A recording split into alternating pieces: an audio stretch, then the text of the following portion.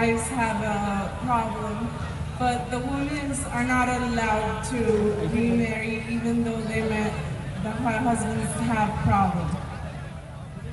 बहन का सवाल है कि इस्लाम में अगर बीवी में कुछ खामियां हैं तो मर्द दूसरी शादी कर सकता है, लेकिन जब मर्द में खामियां हैं तो औरत बीवी दूसरी शादी क्यों नहीं कर सकती? ये एक अहम सवाल है, अच्छा सवाल है। एक हिंदू भाई ने सवाल किया था कि एक से ज़्यादा बीवी रखने की इजाज़त इस्लाम में क्यों है, जिसका जवाब मैं दे चुका हूँ। अभी दूसरा सवाल है कि औरत को दूसरी शादी करने की इजाज़त क्यों नहीं? और एक से ज़्यादा बीवी करने की कई वजह है। जैसे औरत की तादाद इस दुनिया में मर्द से ज़्यादा है, तो औरत की हिफाजत करने के लिए कुछ मर्द को एक से ज़्यादा बीवी करने की इजाज़त देना पड़ेगा, फिर ही औरत महफूज रह सकती। और कई वजह है, और वजह है कि कई बार बीवी अगर कुछ उसमें मेडिकल प्रॉब्लम है तो वो बच्चे को जन्म नहीं दे सकती, तो ऑप्शन रहता है क्या वो बीवी को तलाक दे और नई बीवी करे। लेकिन इस्लाम में उस बीवी को भी देखे और नई बीवी कर सकते हैं, और दोनों बीवी की देखभाल कर सकता है वो इस्लाम में मर्द। इसी तरीके से अगर कोई औरत एक्सीडेंट हो सकता है और अपने शोहर को सेटिस्फाई नहीं कर सकती, तो दो चीज़ें हो सकती, वो बीवी को तलाक दे और नई बीवी करे, या पहली बीवी जिसका एक्सीडेंट हो चुका है, जो अपाहिज हो चुकी है, उसको रखे और दूसरी बीवी करे। अगर मेरी बहन अपाहिज हो जाती है तो मैं पसंद करूंगा कि उसका शौहर उसे रखे और दूसरी शादी करे बनिस्बत उसको तलाक दे। तो कई वजह है इस्लाम में कि एक से ज़्यादा बीवी रखने की इजाज़त इस्लाम में क्यों है, उल्टा क्यों नहीं इजाज़त है? औरत क्यों नहीं एक से ज़्यादा मर्द रख सकती? सबसे पहला, अगर एक मर्द की एक से ज़्यादा बीवी है और जब बच्चा पैदा होता है तो फ़ौरन हमें पता लगता है कि उसका वालिद कौन है, उसकी वालदा कौन है। लेकिन अगर एक औरत के एक से ज़्यादा शौहर है, एक औरत के एक से ज़्यादा शौहर है, अगर बच्चा पैदा होगा तो वालदा का तो पता लगेगा, वालिद का पता नहीं लगेगा। और आप जब स्कूल में जाएंगे और स्कूल में प्रिंसिपल पूछेगा वालिद का नाम क्या है, कि आपको दो नाम देने पड़ेंगे।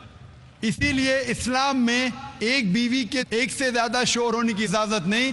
ये सूरह निसा की आयत है, सूरह नंबर 4 आयत नंबर 23 और 24 और 25 में, कि शादीशुदा औरत फिर से शादी नहीं कर सकती। और कई वजह है।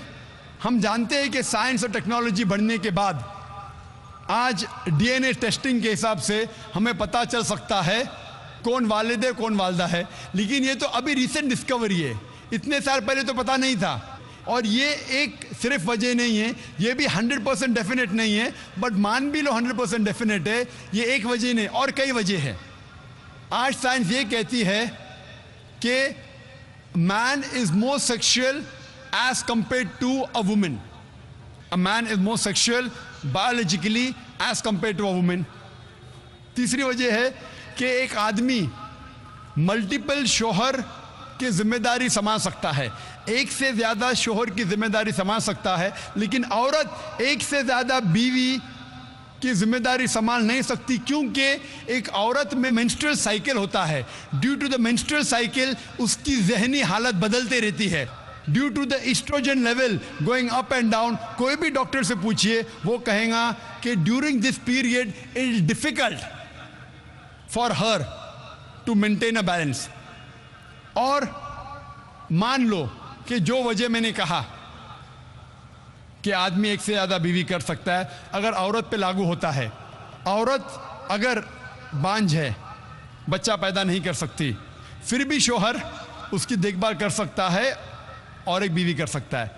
लेकिन साइंस ये कहती है कि अगर मालूम पड़ता है कि औरत बांझ है या आदमी बच्चा पैदा करने में हिस्सा नहीं ले सकता है, फिर भी चांसेस है क्या ये सिचुएशन चेंज हो सकती है। अगर बीवी को पता लगता है कि आदमी में कुछ बीमारी है जिसके वजह से वो बच्चा पैदा नहीं कर सकता, बच्चा पैदा करने में हिस्सा नहीं ले सकता है, लेकिन ये 100% डेफिनेट नहीं। अगर वो और एक शौहर से शादी करती है, चांसेस है कि दिस पोजीशन कैन रिवर्स, और कब रिवर्स होगा ये कोई नहीं कह सकता। फिर जब बच्चा पैदा होगा हमें पता नहीं लगेगा कौन उसका बाप है, पहला शोहर या दूसरा शोहर, उसके बावजूद अगर शोहर अपाहिज हो जाता है और बीवी चाहती है कि मैं दूसरा शोहर करूं, वो बेशक शोहर से खुला ले सकती है।